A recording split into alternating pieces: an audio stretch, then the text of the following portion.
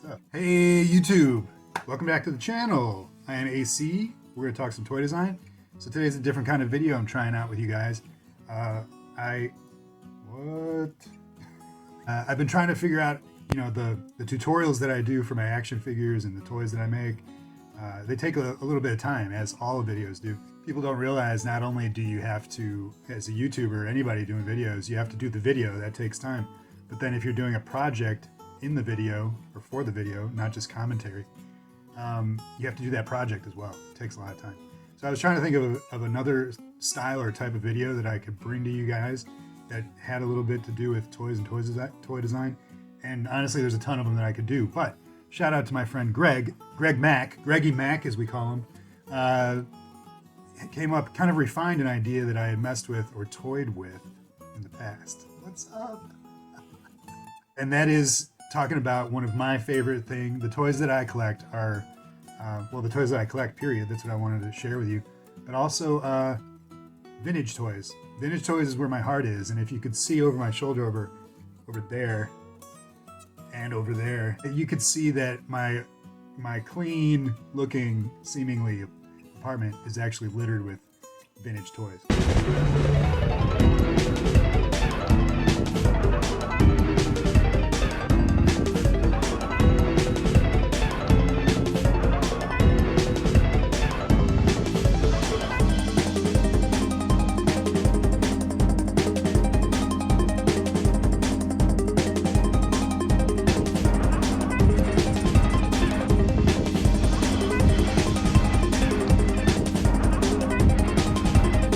So what I want to do is talk about toy design from the 80s. How the toys were made. Let me readjust here so you can. I want to block oats. You know, I don't want to block the oats. Oats are supposed to unblock. So today, for the first video, I posted on my one of my Instagrams. Mom gave them away. Every time I post my Dungeons and Dragons, Advanced Dungeons and Dragons from LJN, it's a hit. But the biggest hit is this beast right here, and that is TIAMAT, right? The five-headed dragon. You guys know TIAMAT? This is an awesome toy. So I thought I'd start with this. Dungeons and Dragons, the cartoon, is one of my favorite all-time cartoon shows of all time. Just Saturday mornings, Dungeons and Dragons. If you want to watch it, it's all on YouTube. There's actually an official Dungeons and Dragons channel, which is amazing. And TIAMAT is by far one of the highlights of that show. She is kind of a villain, also kind of a sympathetic character in a lot of ways. But every time she showed up in the show, it was like, oh crap. I didn't hear that. I didn't hear that either. It's TIAMAT! This is one of the most, so if you're familiar or not familiar with the 1983 LJN/TSR Dungeons and Dragons, that was the two companies that kind of came together to make all kinds of Dungeons and Dragons stuff. And I'm not by any means an expert on the background of the companies, but we all had, if you're in my age group, we all had like those books, the role play books with those awesome covers. The toy line, not only was the cartoon one of my favorites, but that toy line was amazing. To date, it is the most influential toy line for me on the work that I do.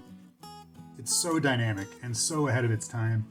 The articulation for those figures wasn't breaking much ground for 1983, because we also had G.I. Joe at the time that was doing a lot of stuff like that. But as far as I love colors. I love color palettes and color theory. And as far as the colors went, those figures were bonkers. The combinations that they came up with. Very similar to He-Man, what was going on over there at Mattel. As you can tell, TIAMAT is filled with colors. She is also one of the only, I want to say there's maybe 4 or 5, it's just a handful of characters from the cartoon that made it into the toy line. The toy line was pretty autonomous from the cartoon as far as the characters that they put out. So there were little PVC figures of the main characters that TSR and LJN TSR made. Uni, put some light on her. Uni, we all know Uni, right? I'm trying to work here. Can you keep it down? Thanks. They made the main characters in little PVC, little bendy guys. So they're really hard to find because they were all they weren't released in America. Speaking of hard to find, TIAMAT was also very hard to find because she was released in the tail end of the line in 1984 when the line was sort of dying. She was extremely hard to find in stores and now is extremely hard to find on the aftermarket.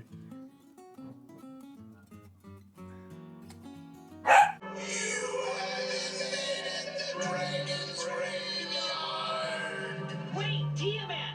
You have to help us!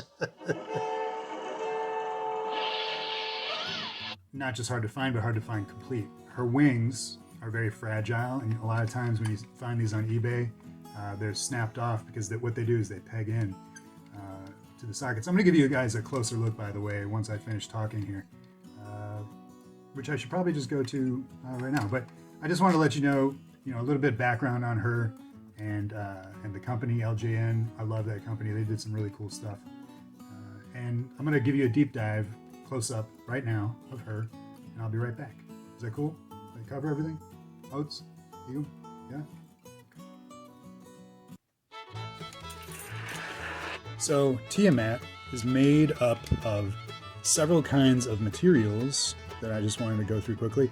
She has the really hard ABS plastic, which is what we call that. The tail, I believe, is also the same. However, the heads feel a little bit like a mix of ABS and PVC, which I don't know if that's a thing that happens nowadays or back then. But also, the necks here are rubber, right? So the necks are rubber. They have a metal, flexible metal, probably aluminum rod on the inside to make them posable, somewhat anyway. So you can pose them up. The holes, I don't know what, I don't know if those are air holes in the process of maybe molding the rubber around the metal, but that is common with these flexible arm sort of posable appendages on toys. She also has two different play features. So she has a trigger here on her back right there that when you press down, she grabs. So if I can get it better.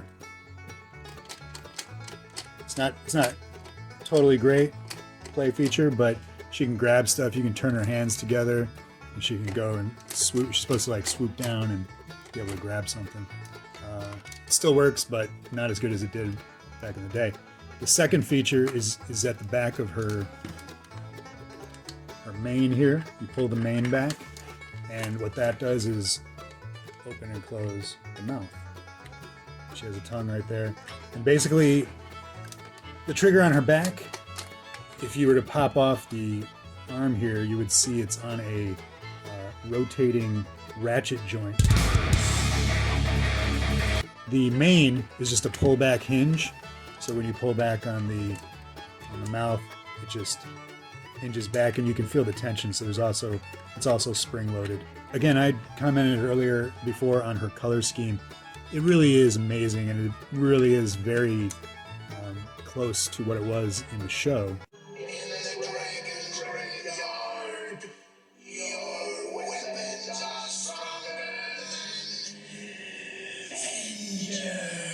My favorite part of this whole thing is just the main center TIAMAT head. It's very lion-esque, even though she's a dragon. Very reminiscent of Chinese lore and culture. Just the sculpt of her face is so great, and it's so spot on to the cartoon. The rest of them are really cool too, but they're also kind of just generic. I remember having some other toys from the 80s that were just kind of generic oddballs, and I feel like these heads were on there, but they probably weren't. But I love that each one's a different color, but also that they stop. The color stops at the body, so there's no like fading in. I'm sure in the show it does, but with the toy, it's just like the mane on the back is really great. The orange of the underside, and then as I mentioned before, the wings, they're just pegged in, but they are glued in place. They don't move, and that's what you usually see broken in most examples of this toy, unfortunately, because as kids we played with this stuff and then just snapped them, and pretty rough on them. She's got a hollow body. A lot of creaky, plasticky sounds going on. So if you have this or you're going to get one, just be careful. It's very fragile, especially as rare as they are, and especially complete. I was very, very lucky to find this complete one. Her wings are not glued in, which a lot of the broken wings get glued back together. But man, I think she's so amazing. And as I mentioned, the entire LJN D&D TSR line is super, super dynamic in the character choice, the sculpts, the colors. I love it so much. Let's just look at her. Look at her faces. It's really great. Super cool stuff. Anyway, I'm going to pass it back to myself. AC, take it away. All right, so I hope you guys enjoyed that little deep dive. And if you enjoyed that and you want to see more stuff like that on this channel, just let me know. Hit me up in the comments. Let me know you liked it. Let me know whatever. Thumbs up. And we'll decide from there. But I enjoyed it. I love TIAMAT.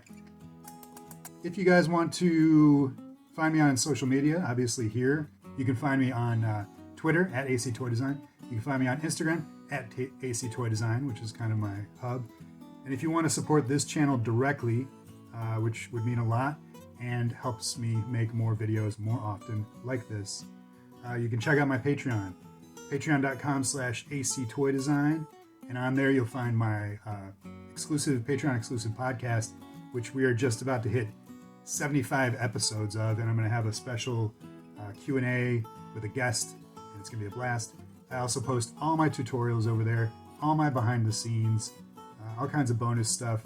I take commissions over there. It's a grand old time. Patreon.com/AC Toy Design is where you can go to help support the channel.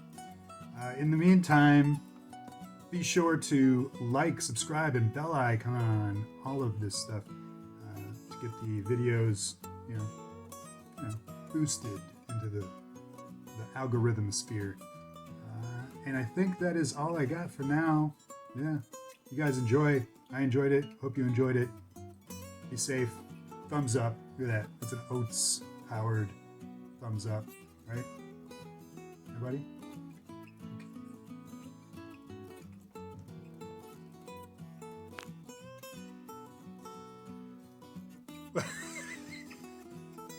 You see me, buddy? Okay. Bye-bye.